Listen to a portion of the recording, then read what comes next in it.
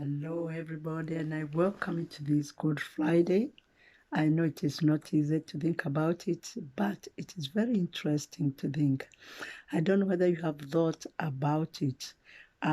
Something to rejoice in this time of the hard time, though it is quite hard. I am sitting here actually, I think it's almost, I don't know, 1 or 2. Nowadays, sleeping is not my big deal because I'm not going anywhere. The bed, we have become great friends until now. I don't know, we have bored each other's because I'm in bed either day or night. I'm in bed. So I prefer sometimes to come here, sit down in the night, have my own time and reflect and pray and think of those people who are going through the most difficult time. However, something to encourage others who are like me, who are feeling lonely, who are feeling isolated, who are feeling this quarantining is getting on their feet, on their nerves. I want to encourage you that you are not alone. There are many people who are studying with you, who are thinking the same, but they are still holding until this crisis or this challenge, this battle is over. For the first time, something to think about it. We are celebrating the Passover and Good Friday for the whole world, like what it happened in the Egypt. Of late, I've been following the events happening.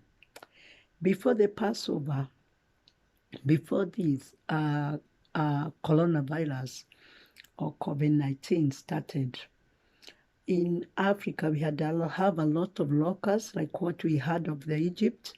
You know, those who have followed, whether you are archaeologists or historians or theology, you know very well about the stories of Egypt, what happened, the 10 plagues of Egypt. One of these plague uh, was about the locusts. And it is very interesting to see. Right now in Kenya, we have locusts. I think they have been, my sister was telling me that even the locusts have quarantine. This sounds like fun anyway. I asked them, what is happening with the locusts? They say, I think the people are saying that even locusts have quarantine because of this corona. It has scared the locusts, maybe. It sounds like funny, but it wasn't easy. And I don't know even now, maybe there's something so serious than locusts has come because we haven't heard about locusts again. But there was locusts which have scared everybody, chased everyone. But now since this corona outbreak, I haven't heard anything about the locusts. So I heard they have quarantine. Others, I think maybe corona has finished them. I don't know. But we had a lot of locusts, which the government was trying to even spray from the airplane to try to stop it. However, that was locusts. Now we have this lockdown like the one of Passover. I don't know, but there is something very biblical repeating itself. Passover was when everybody was asked, the Israelites, Jews they were told to hide themselves inside and to apply the blood of the lamb on the door and to eat in their own family, but not to dare to go out.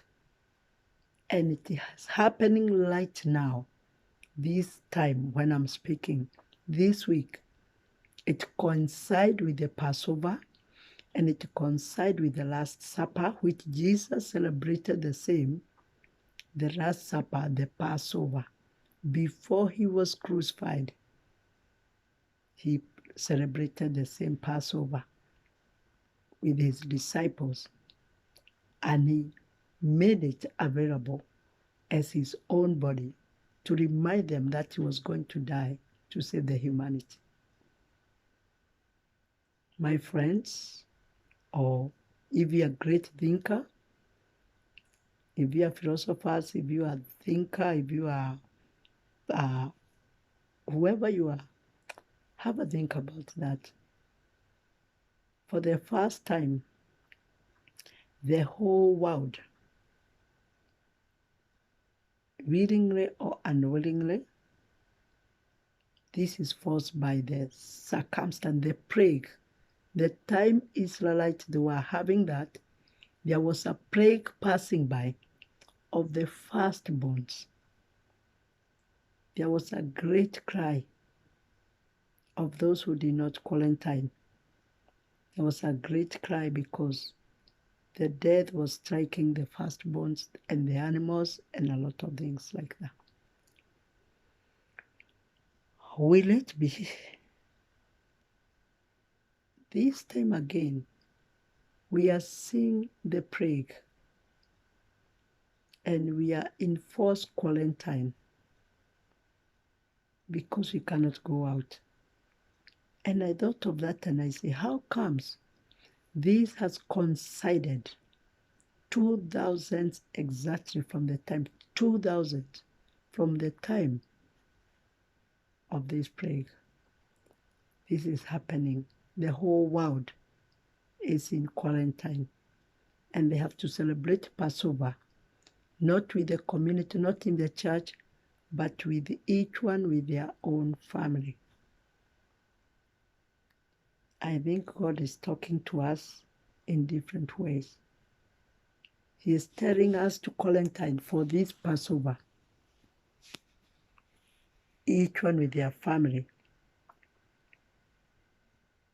May we have time to think about it. If you don't know about anything about that, you are welcome to research through the Bible. In the Bible, you'll see it, and also in historian and archaeological fact, you can find it. But there is a call to call back to God, to pray, because Israelites, they prayed for them, for the plague to finish. I urge everybody to call upon the Lord, call the Creator. If you don't know Him, ask. If you are there, God, I want you to tell me and to show yourself to us, because we are in that great desperate need where we need God Himself, the Creator of the universe. Science, staggering. Kings, also victims of the same corona. Who can fight for us apart from our God, the Creator? Call upon Him. Let's call upon our God. Let's ask Him like Israelite. Whatever He says, let us do it.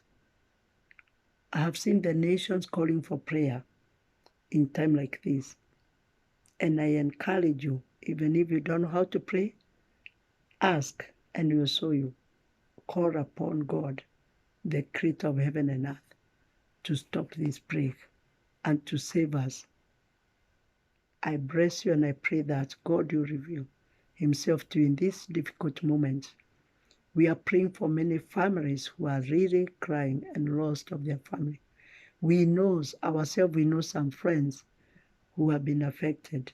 Some have been a victim of the coronavirus. We pray for you, but we call upon the Lord to have mercy upon us.